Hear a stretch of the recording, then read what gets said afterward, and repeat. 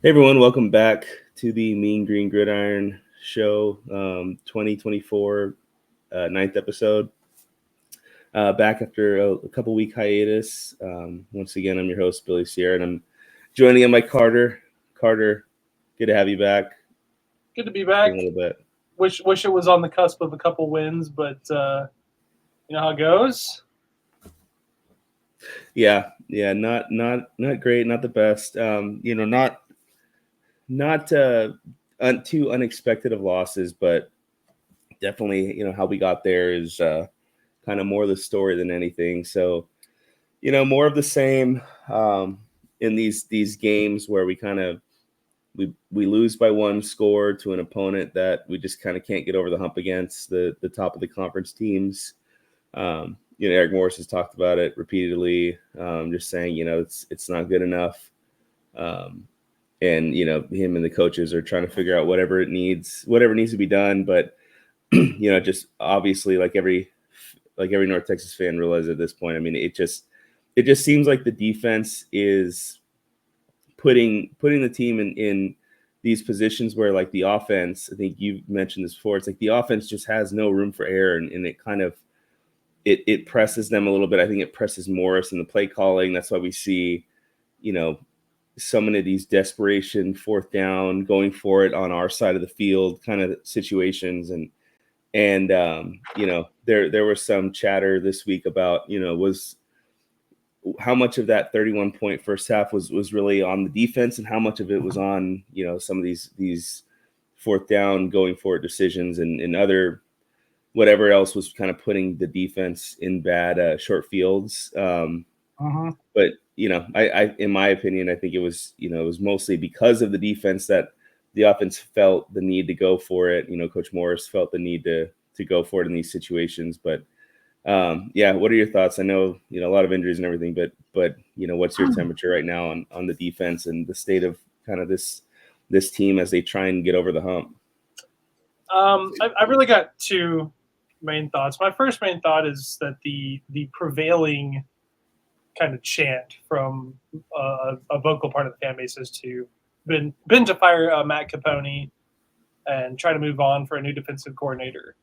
Um, I I kind of have like back and forth thoughts about like where to make that happen and what our game plan is for the defense, because I don't think firing him mid-season really accomplishes anything just on the surface. Like it seems to me, because you got to approach it. Is it a coaching issue? Is it a talent issue? Is it recruiting?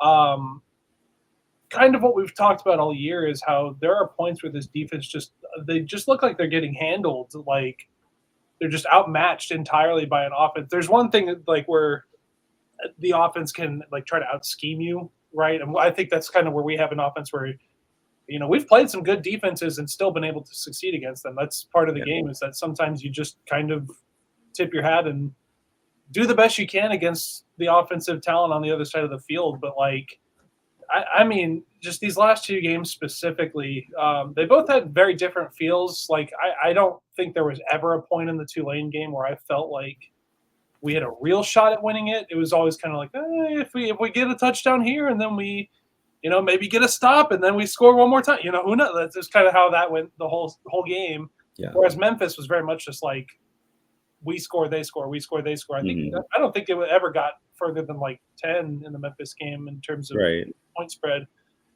So that's the first thing, is that like we just I know that it's the reactionary thing to be like, get this guy out of here, and just I very much think that whatever is working isn't working, and we definitely need a new approach on the defensive side.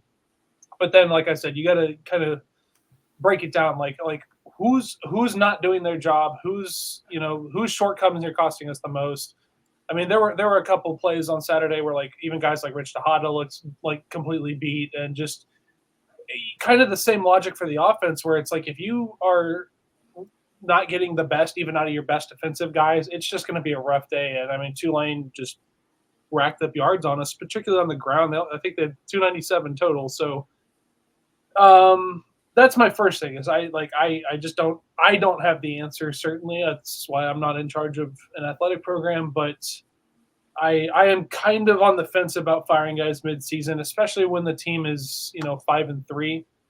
But this also brings me to my second point real quick, which I just wanted to mention that I kind of thought this while I was driving home from the game, where it brought me back to the Tulane game. Felt so much like a Luttrell game, where not only was it our defense just not being good enough to stop them, but the scheming was bad, the effort was bad, everything was just all around bad, and you fall into this 21-3 hole in the first quarter, and like I just said, expecting the offense to be perfect, you are at that point praying for the next 45 minutes of game that your defense can just figure it out when they've already been burned so much.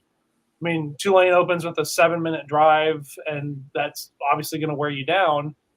And then you fumble a kickoff in your own 25. Like this, it's just stuff like that where you dig yourself such a deep hole. And that was the nail in the coffin for Luttrell, as we had so many of those games where we were down like 14-3, 17-3, 21-6 in the first quarter.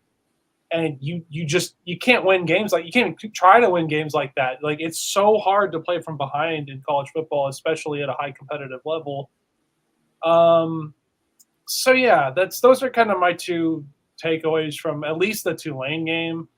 I wasn't as bothered by the Memphis loss, other than it's just kind of indicative of we have a really good offense, but a not great defense. And if the not great defense is less than below average, you're going to lose. So I don't know. I'm hopeful that they can use this bye week to at least try to salvage something out of this group. But yeah, I don't like calling for people's jobs on podcasts. It's just something's got to change. And we brought Eric Morris in with the expectation of higher aspirations for North Texas. That's why when Luttrell got canned, everyone from the Oklahoma group was just kind of kicking us and saying, well, why would you fire this guy? He got you to the conference championship game this year and had a 500 record. Yeah, and why are you aspiring for more at North Texas? It's like, well, because we can. And so I think Morris himself has kind of delivered on the offensive side, but the defense is just not even close to where we were hoping it would be this year. And so, yeah, I mean, it's kind of the same in line with that. If we're gonna aspire to take that next step, which we still can this year. I mean, 8-9 wins is still on the board, but you got to expect something better out of this defense. And so I don't know. I don't know how much better it's going to get. This Army game is going to be a nightmare if we don't, spend the bye week properly. So even if we do, it might just be just a nightmare. I'm a little scared, but those are my overall thoughts. Just I think that we got to change something, but not right now. Not mid bye week in October when you're 5-3. This is an off-season move that I think is imminent, probably, but I'm not in charge. So yeah. Now, wait, I've mentioned this before on the podcast, I'm pretty sure, but back in December of 2015 when we hired Seth Luttrell, and he talked about as an offensive coach, getting his first head coaching job, the kind of defensive coordinator and defensive coaches he was planning on hiring was going to be guys who he felt like it was personally hard to game plan against. Like, those guys had good defenses, they had good schemes, they had whatever good counters for whatever you tried to do. Like, his philosophy was to hire defensive coaches who were hard to coach against. And when Coach Morris got hired in December of 2022, he said the exact same thing. And whenever he said that, I kind of cringed a little bit. I was like, he doesn't know that that is the exact same thing Seth Luttrell said when he got hired as an offensive guy. Mm-hmm. And, it doesn't necessarily have to be that's not necessarily a bad philosophy, but I think it is a little bit limiting in that, Adam, our last podcast here, when Adam was on, he brought up like a really good point that I hadn't really considered too much of, like, when that was his philosophy. And when he got hired, he wasn't really, or when he hired Capone, he wasn't really thinking in terms of, what is the American Conference? What are the teams? What's their makeup? What's their DNA? What's their coaching philosophies offensively? Like, he hired a guy who he felt like was good at stopping the air raid, and these teams are not air raid. I mean, Tulane threw for like 20 yards in the first half while scoring 31 points. Like, I'm pretty sure they had more passing or more points than passing yards in the first half. Memphis just killed us on the ground. Anderson 180 yards, 4 touchdowns. Like, Hennigan had some yards, but really I think we kept them in check a lot of the game. And when they were throwing the ball, it felt like that's when we were getting them off the field. But all that to say, like, we know we had the worst rushing defense in the country last year, and it just feels like Capone and his defense is not a great fit for what we're going against. And this Saturday, or not this Saturday, but this next Saturday, our next game against Army, is going to be a good case in point of, like, look, 3-3-5. I mean, stopping the air raid, get putting together, architecting a defense to stop a air raid type scheme isn't going to do you a whole lot of good when you're playing against Army and then Navy as well in the conference. So obviously they're going to come out with a different game plan than they normally would. That you're probably going to see a lot more of that 3-4. You're probably going to maybe even see some 5-man, 5-down lineman situations. I don't know exactly what we're going to see, but the overarching point is that it just felt like maybe this defense wasn't the best fit for the conference that we play in. And that's how it's felt for each of the last 2 years, where, like, we can't stop the run. We can't get our defense off we can't get our defense off the field. And so, look, I don't know what the exact who the best fit is, but another quote that Luttrell said that really made me cringe towards the end was I think it was actually the 2020 season when the defense was just atrocious, that COVID year. And it can get worse. It can get worse. Yeah, it's seriously.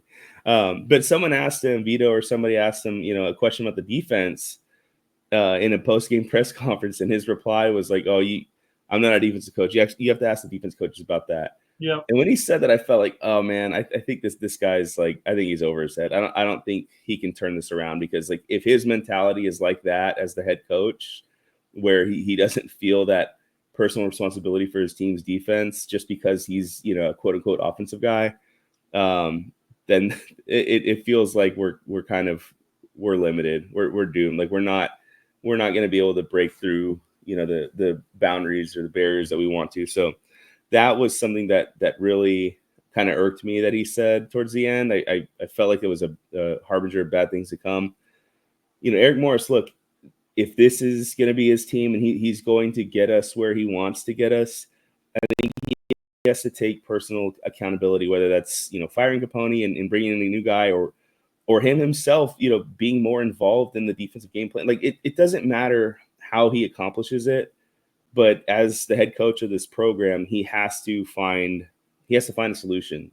He can't just rely on, Capone alone or whoever the next guy is. I think he has to have a little bit more ownership, or at least just from an accountability standpoint of realizing, hey, look, I am the head coach of this team. The defense is struggling. What can I do to get us there? Besides just calling plays offensively.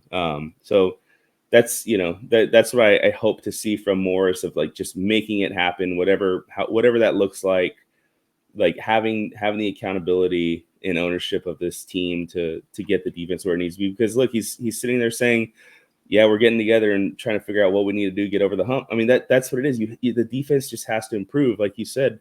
And he gets paid more than any coordinator in Group of Five. He's the highest paid coordinator. Like, yeah, and that's, hopefully that's like a good sign. Like, okay, we've got some budget to play with, so we can we can get these guys who are maybe at lower schools that are doing well. But yeah, I mean, it's just truthfully, it's just it's unacceptable results for, given that level of commitment by the university to get more of a high level assistant coach in to lead the defense. But yeah, anything else you want to say about the defense before we kind of talk a little bit more about the offense as well?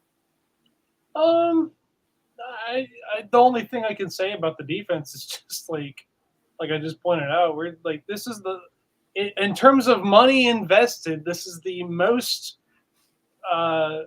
lucrative defense in Group of 5 football, if you want to call them that. And it's just like, to your word used was unacceptable. It is. I mean, because this is the whole thing that we prepped on this year, was like stopping the run and finding guys who aren't going to get bullied, especially inside, like on the front seven. We got to be more physical on defense. And there were just games last year specifically where it was just getting bullied for 4 quarters.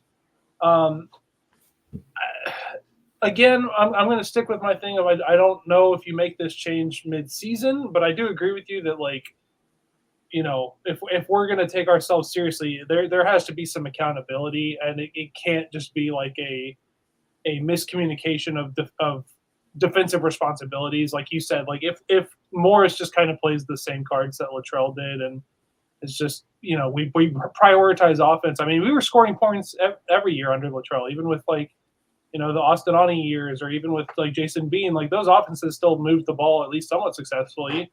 Yeah. They had to do it in different ways, like based off the rosters we had, but like we've had a successful offense pretty much the entire time of like the last 8 years. Mm-hmm. But it's been the same problem forever, is getting this defensive issue solved. And at some point it's like, yeah, you got to address that the conference you're in is tougher than Conference USA. So it requires an upgrade. It sucks because I thought that Capone had the pedigree coming in to, like you said, kind of have guys that are like individually hard to coach against. Like Capone kind of had a solid resume coming in. Yeah. It just isn't panning out. And again, I don't want to sit here in my podcast chair and blame it on one coach or blame it on poor effort or anything like that. It's just whatever we're doing isn't working, and something has to change. But we're dealing with the same issues this year of guys just getting out physical, guys, slow to run. They'll break free for a run, and our guys are just chasing them for 40 yards. I mean, they had quite a couple of those runs on Saturday against Tulane. Yeah. Where, that running back name slipping my mind, but Hughes, yeah, the one with 200 yards. Like there were just points where he's just hightailing down the field, and we're chasing him, and that's just too regular at this point. It's something that if we're going to be playing teams like Army and Navy, and these are tough physical football teams, like going forward, you got to make that investment. Yeah, obviously you hope the budget, with Capone being the highest paid guy, like you have something to work with there, but you can't you can do this in year one, and that's kind of what I said all year in the podcast. This is my last point, is that over the summer I was just talking about how, like, year one, I think last year was a perfectly fine first year for where we were at with Eric Morris. It's like, okay, you've proven you can bring some star guys in. There is a identity of like what you're trying to do as a football team. The offense, clearly with some transfer guys like Macklin last year, or not Macklin, Rogers, proving that you can recruit from other schools, which in current era of football is super important. But then this year, transfer guys like DT Sheffield, like, just guys that are continually making an impact and are like North Texas lifers. Like DT Sheffield's a player we're going to be talking about in 10 years as like one of the great ones. Yeah. Same with Chandler Morris. You can do that on the offensive side. I refuse to believe we can't do it on the defensive side too. So year two, it's like, okay, well, from this point on, you've kind of had your ugly moment of the season. I want to see what we do against Army, but wrap it up nice against some subpar teams in November, December. UTSA is terrible. They're totally beatable. Temple's totally beatable on the road. ECU's beatable. Like, those are winnable games where you can at least shore up what you have and then address it in the offseason and be like, okay, now we need to make a push to really kind of address this defense. But, year two, you win eight, maybe 9 games, and show some defensive improvement towards the end, it's fine. You can still salvage something. But again, this overall game plan, the 3-3-5 shuffling back and forth when it wasn't working, it's a mess. So write it out to the end of the year, but I obviously want to see more from what we have. Yeah, no, I agree. And I think one thing that we talk about like recruiting and getting like why can't we get the guys? There's no reason why we can't get the defensive guys in here to help Right. get us where we are, at least where we want to be. We're not asking them to be the same level as the offense, never have been. One thing that I keep coming back to with that is just like defensive end play. Like it's in the 3-3-5, like what we're asking them to do. It's hard to find the defensive ends to play in this 3-3-5 because you're kind of asking them to be like defensive tackles in a lot of ways, but then you also want them to have like some pass rush. So like ideally, you have a 6'4", 300-pound dude who like can move like a defensive end. Well, the few of those guys who there are in the country, they're not trickling down to North Texas. So Sure. like that having that kind of player who has the size of a defensive tackle, but can, rush the passer off the edge like a defensive end. Like there's just so few of those. You're not going to get them here. So we're left kind of going with some guys who are more defensive tackle type bodies, like a Vilea, or guys who are more traditional defensive end bodies, like a Terrell Dawkins or Braylon Charles. But like I said, it's hard for them to do both. It's hard for them to be those kind of run stuffer guys who can really keep the offensive linemen off our linebackers when there's only 3 of them. But and then also when it's a passing down, like it's hard to find a guy who can do that, but then also rush the passer because we just have not had the pass rush, especially without blitzing, and it's just hard to get it with that system. I think Zaylen Scott's a young guy on our roster who has shown early in the season showed that he can make some plays. He was a really good recruit out of Cedar Hill. I think you can get those pass rushers, but they're going to be more of that defensive end linebacker hybrid kind of bodies. Like Zaylen Scott, I think he's like 6'2", 320 or 235. Like that's who you can get and have some success with. He's undersized. Like he can't keep big guards and tackles, off of our linebackers because he's not built like that, but he can rush the passer. I think that is what I want to see more going forward, whether it's in this defense or the next defense we run. I think we're recruiting some good defensive ends. We got a defensive end out of Fort Worth. His name's like Raylan Carter. He had some P5 offers. Like, I think we can get more of those kind of smaller defensive end guys who can rush the passer. I mean, even kind of like how the Murphy twins were. Like that's the kind of body I think you can get at North Texas. That I think there's those guys get overlooked a little bit by the big programs who can get the cream of the crop. But again, those guys are not these guys that we can get, the Zaylen Scotts, even the Gabriel Murphys and Grayson Murphys. Like if you have to put them in a 3-3-5, holding off guards and tackles, they're going to get pancaked, or they're going to get pushed back into Ethan Weslowski's lap, and then the running backs are going to be by them again. Sure. So, anyways, just kind of a schematic thing as we look to whatever the future looks like, whether it's with or without Capone. But yeah, back to the offense. Obviously, a little bit more brighter subject. Chandler Morris. I posted this on the board, but he now has set the school record for most consecutive 300-yard passing games. He's also set the school record for most career 400-yard passing games, which is pretty insane. 8 games into his career, that he's already thrown more 400-yard passing games than any quarterback in North Texas history. But DT Sheffield putting up great numbers. Morris leads the nation in yards and touchdowns right now. I think, running back is still a little bit of a weird spot. Obviously, you're down your top guys, and we've had to go deep into the depth chart there. And we've seen flashes from Porter, flashes from McGill and Sibley.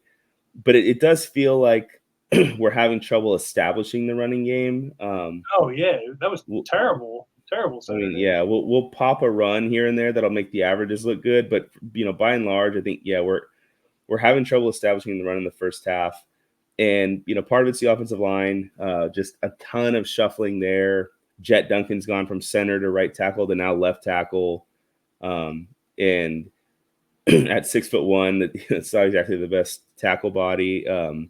Peterson's been in and out of the lineup. You got Johnny Dixon playing instead of Leke Eshanu at left guard. So you've just got all this shuffling going on right now.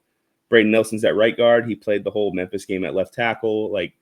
It's just there's just no real consistency, and they're still trying to find what the best configuration is there. But yeah, I mean, running game wise, I think that's a big thing that I'm looking for the rest of the year is who can step up and kind of be that running back or be the offensive line group that gets the running game going, because right now I think unfortunately we all know it's true. Chandler Morris is getting a lot of kind of empty passing yards or garbage time, come from behind passing yards, or even just passing yards out of necessity where we have to throw the ball because we don't have a running game.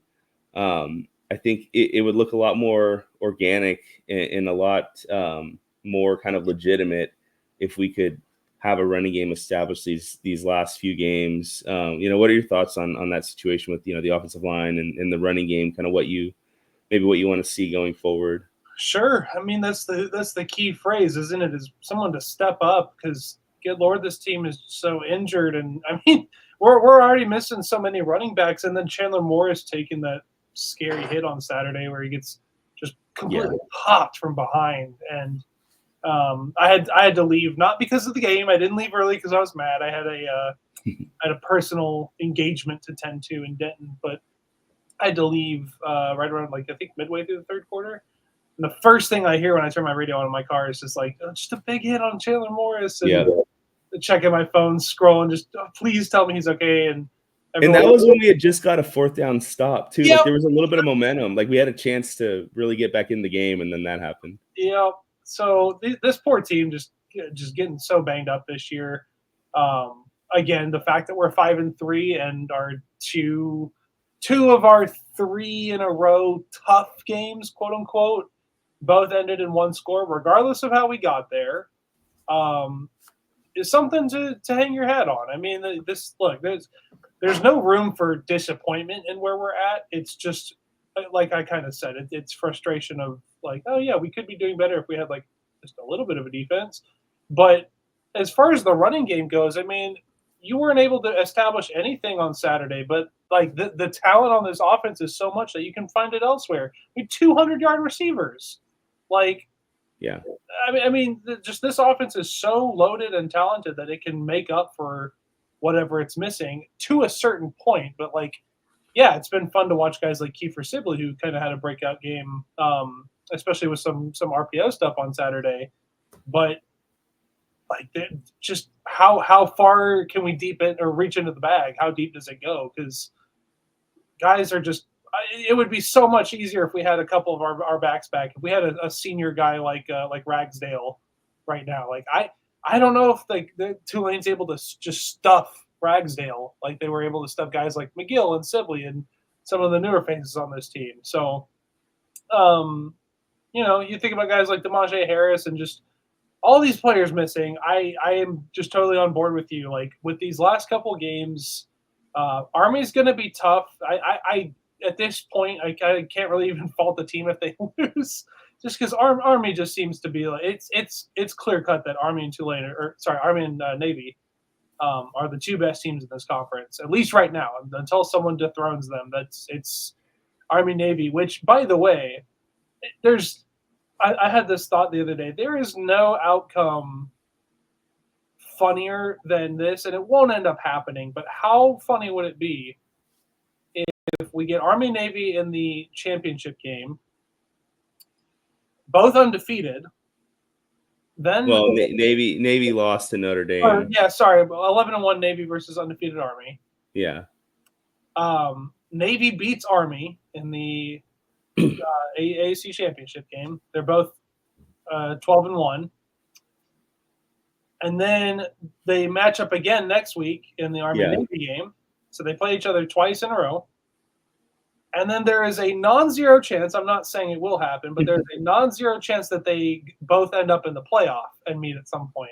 Yeah. If we could get 3 Army-Navy games in 1 year, I'll take whatever North Texas has to sacrifice to make that happen just for 1 year. Like, sign me up. I don't care. But I mean, like I said, I'm not trying. Like, certainly where we're sitting at 2 straight losses, I'm not trying to kick 2 teams while they're down, except for UTSA because screw those guys. Yeah. But UTSA, ECU, and Temple are all like games that we should expect to win by at least 7-10 points at least. Like, those are teams that we should be able to quote unquote handle. Even though one of them's on the road, I mean, those are all just teams that are not in a great place right now and not skilled enough, I think, to stop our offense. None of them have world beaters that I think are going to kind of torment our defensive side like Tulane and Memphis did.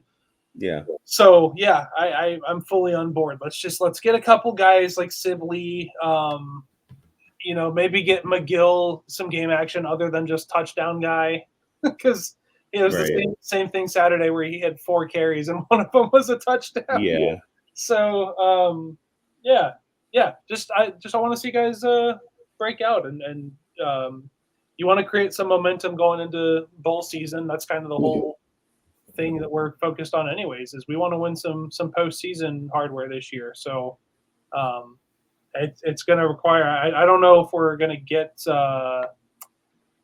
anybody back for. I can't. I know Harris is out for a while. What's Ragsdale's timeline? Do we remember?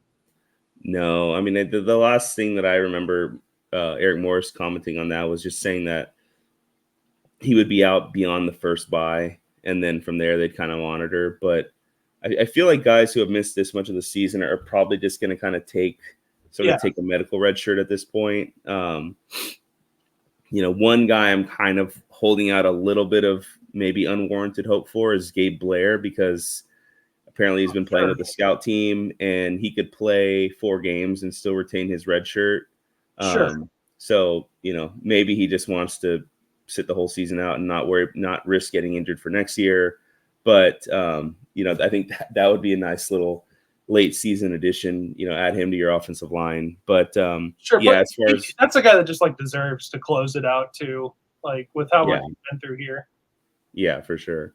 But I don't know. I think until I see Harris or Ragsdale back, I'm just assuming that they're not going to be back this season, honestly. Although one guy who was, I think, a huge bright spot on Saturday was Damon Ward.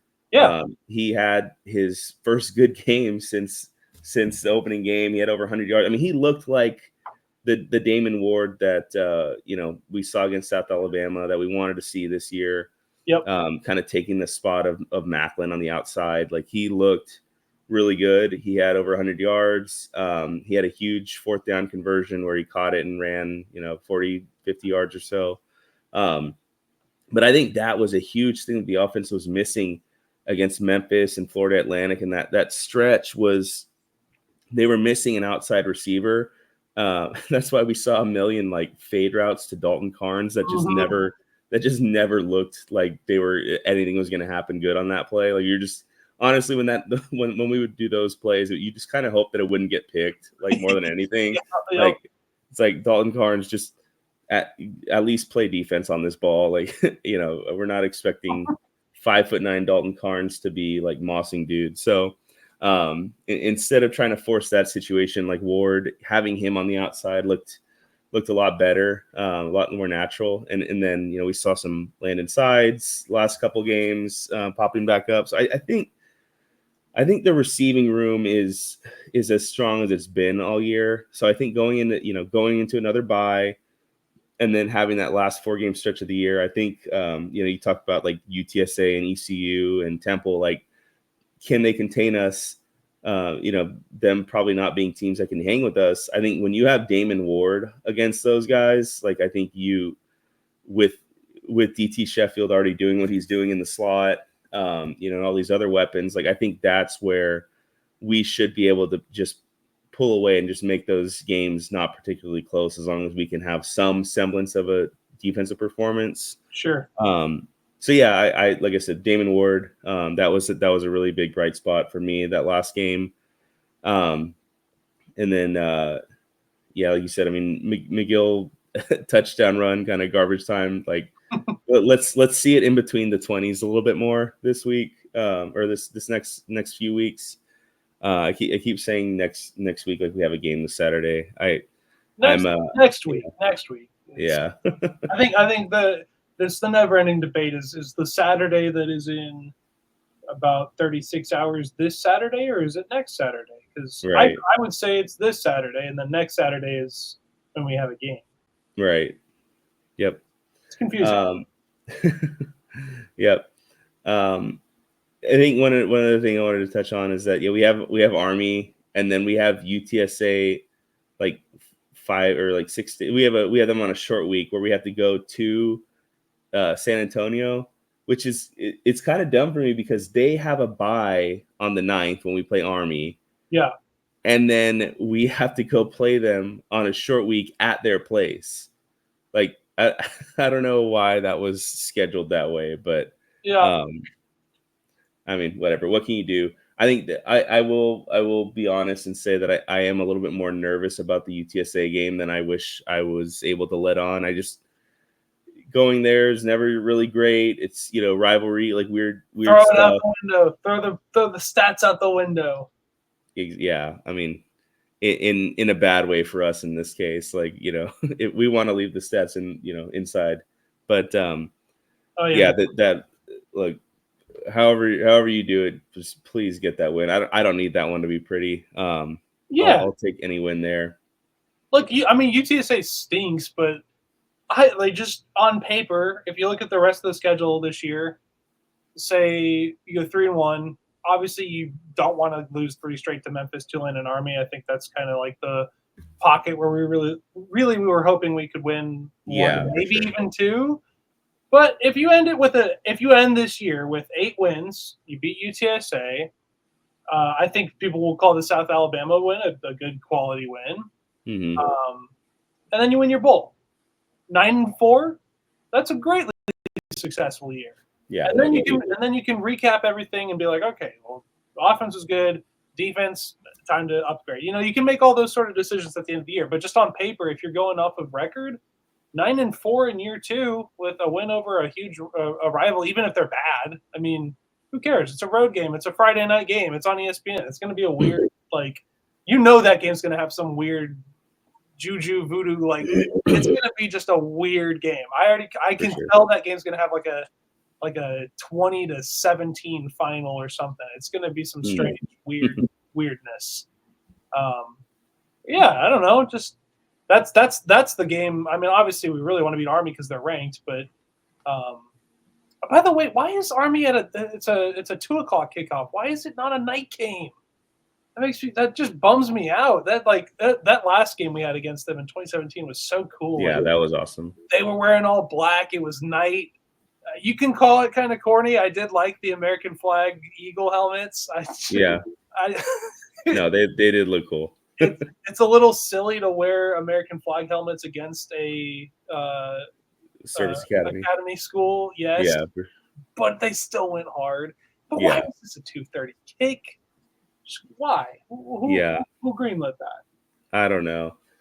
And I'm over here struggling too because I'm like, dude, this is another game where if you want to go to as many of your favorite college team games as possible, don't have kids, because I've got last Saturday we had a baseball game and 2 lacrosse games that Saturday, and then this Saturday we've got baseball again in the morning, and then we've got birthday party stuff. So yes, I will not be able to make the 9th whenever. I won't be able to make that one either. So it's like, yeah, I am begging for a night game as well. I don't know what time. I don't think they've scheduled the ECU one.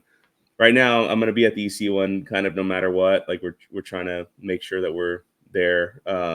Sure.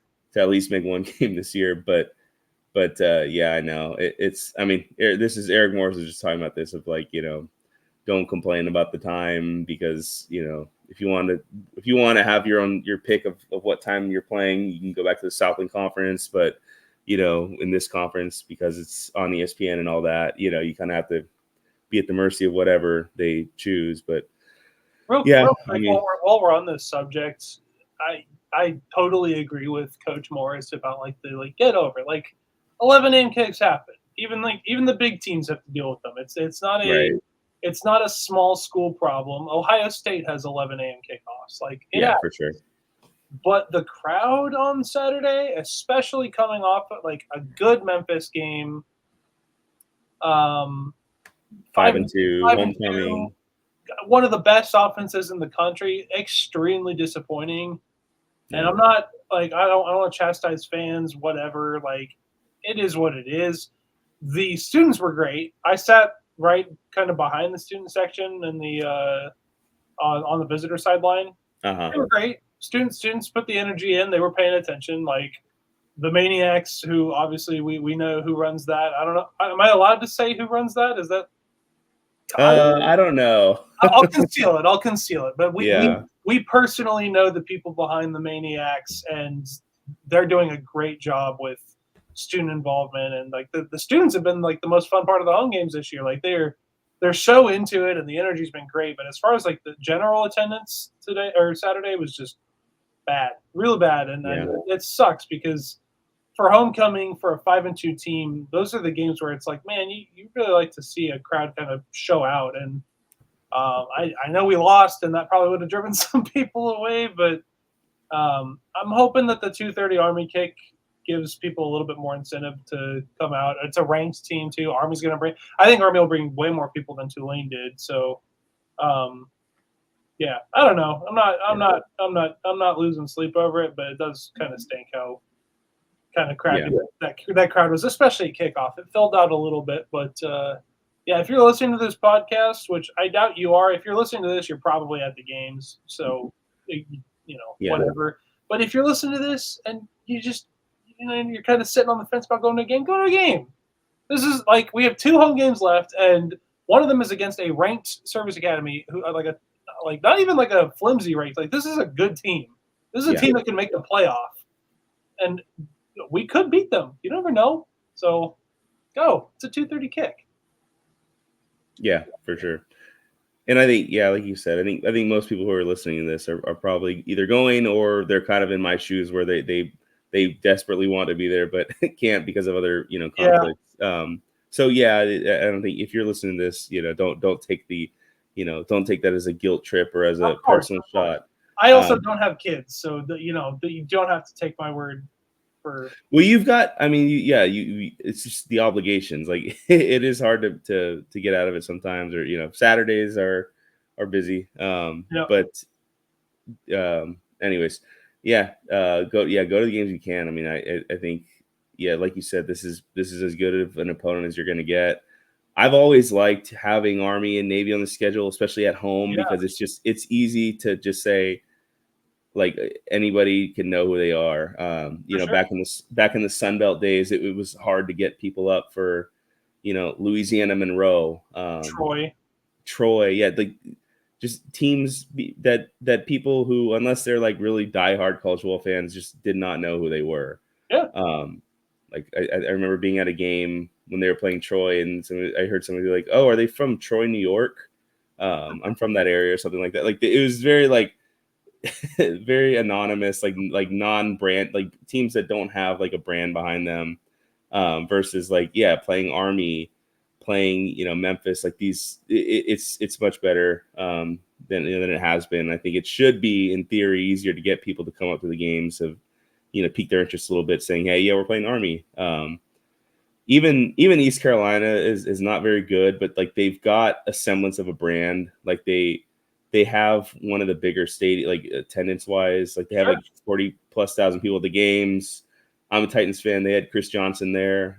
So they've had some NFL, noteworthy guys. But anyways, I think it's good last couple home games. You got, one really big opportunity game, and you got one game that you should win, and, should be a fun kind of senior day situation.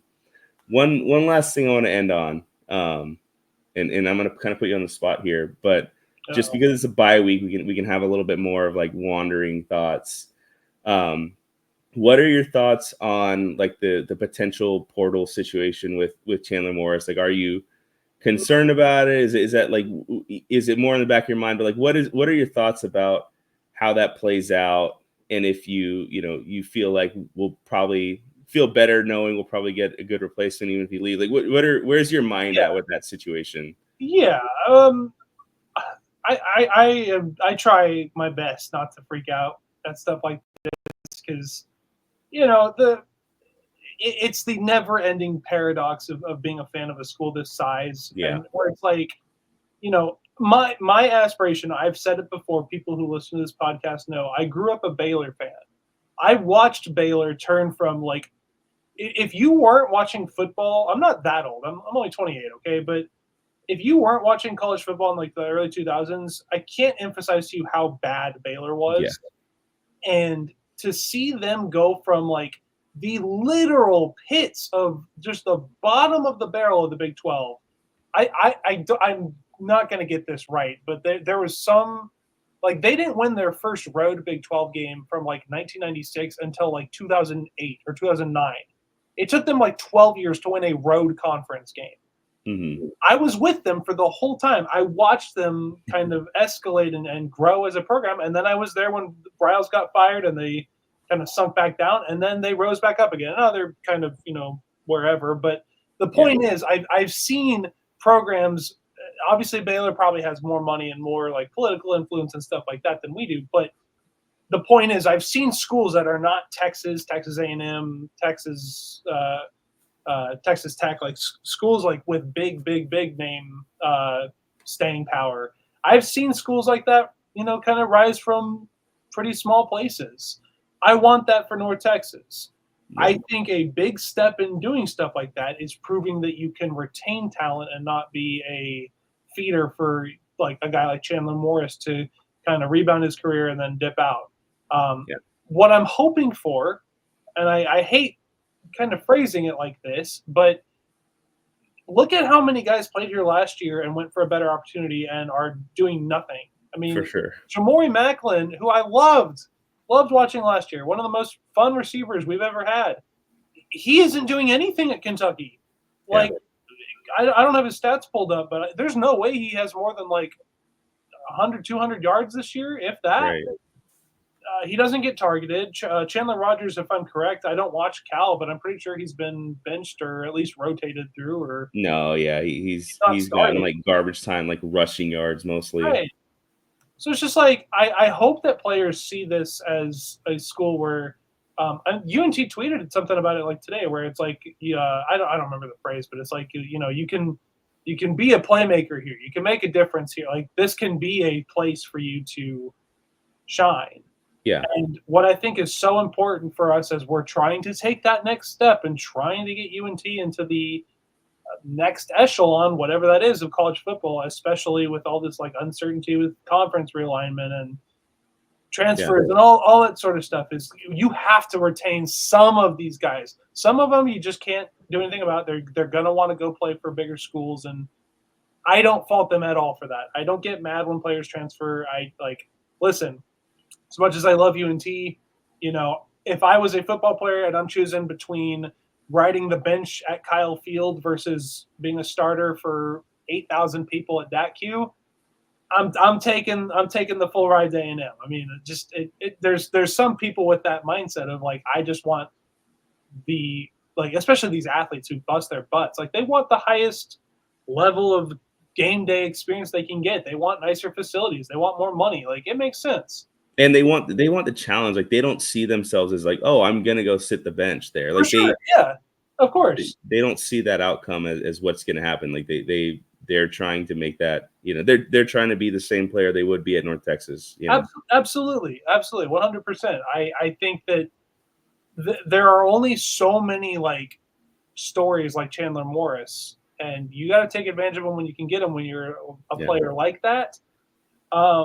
So to answer your question, short version is I think it's important that the program invest everything they can in like DT Sheffield's another guy where I know he's been on Twitter talking about how much he loves UNT, and I know he's like reaffirmed how much he loves the school, but I know there are big P4 schools out there. I mean, I don't know this, but I'm confident in saying that there are P4 schools that are keeping an eye on DT Sheffield and the insane numbers he's put up this year and saying, I'd like to add him to my roster. And I don't blame them for doing that. It's it's the way the world works now.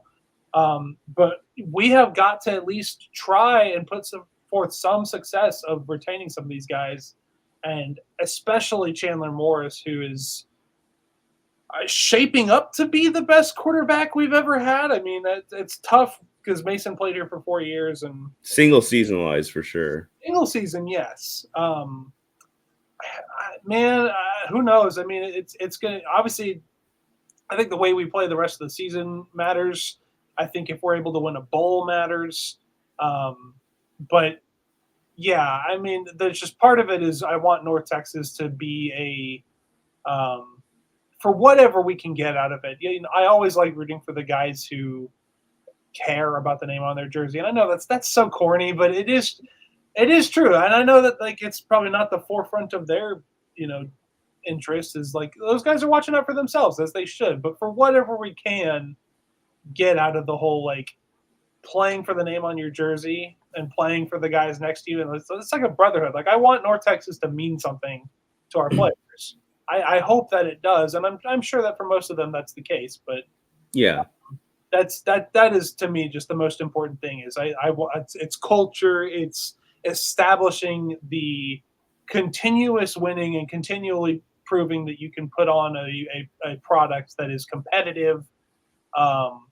It's the reason schools like Tulane that have sustained success, or UCF. Like those are schools that I often refer to where it's like, that the name on that jersey means something to the guys that go play there.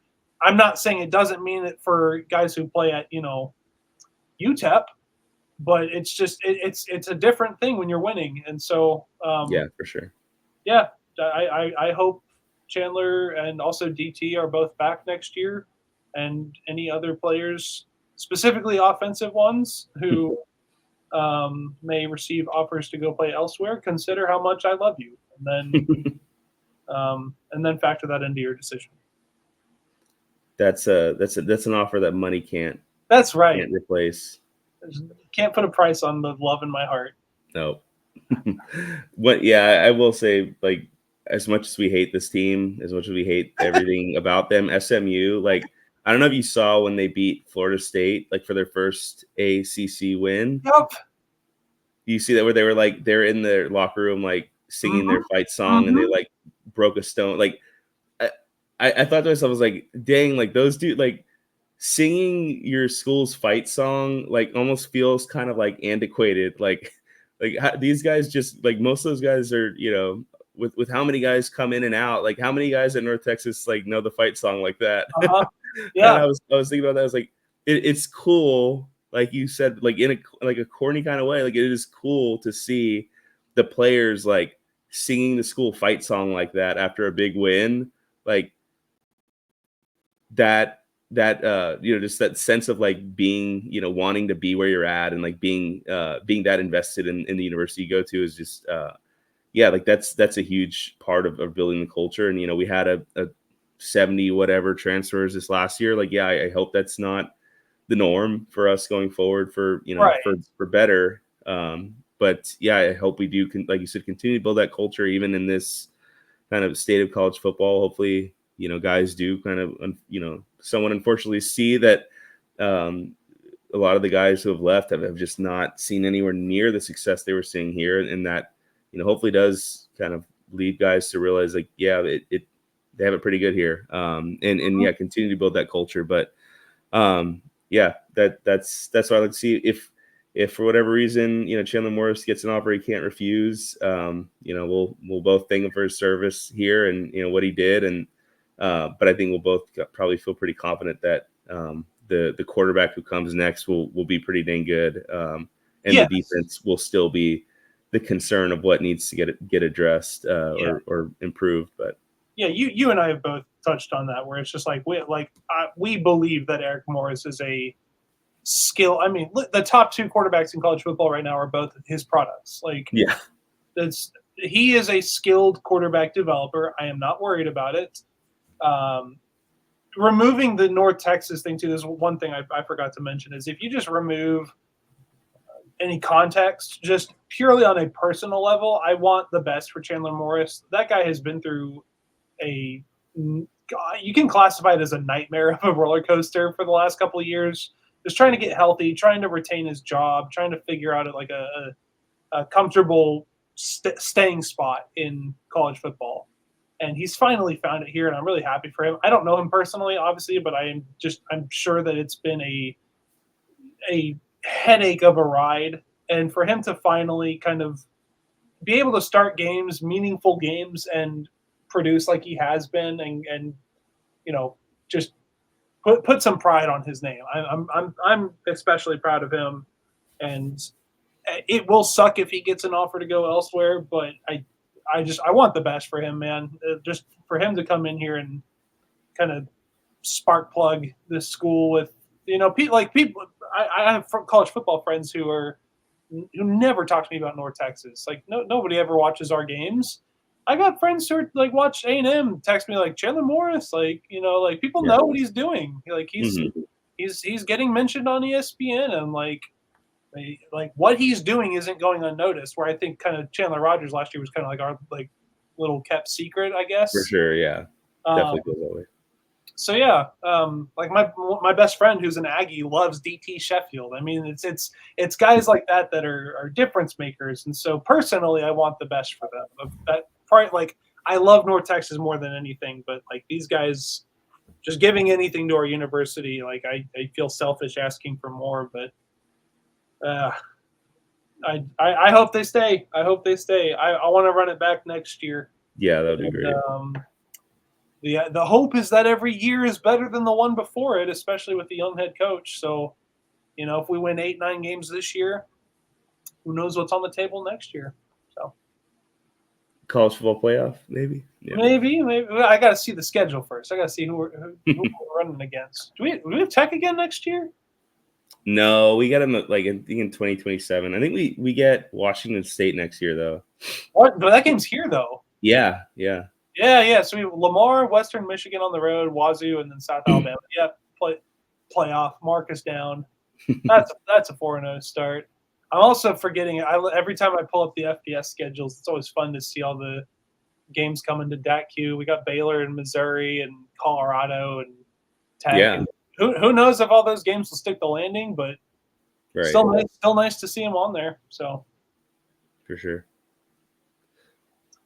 All right. Well, thanks for listening. Hope you all enjoy the bye week and watch some stress-free college football that doesn't feature your favorite team going down to the wire again. And we'll be back next week to talk a little bit more in depth about Army. But until then, real quick, when you said when you were about to talk about SMU and you said, I know we all hate this team, I thought you were going to talk about UNT.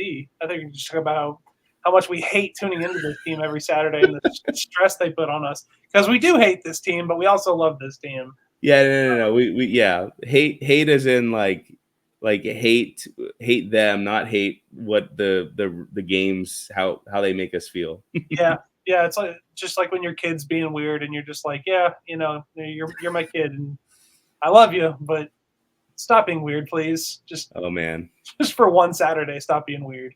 If only you knew how accurate you're being right now, man. But it's fuck SMU. Yeah, no, entirely. No love for those guys. Yep. All right. And thanks for listening. Yeah, go Mean Green.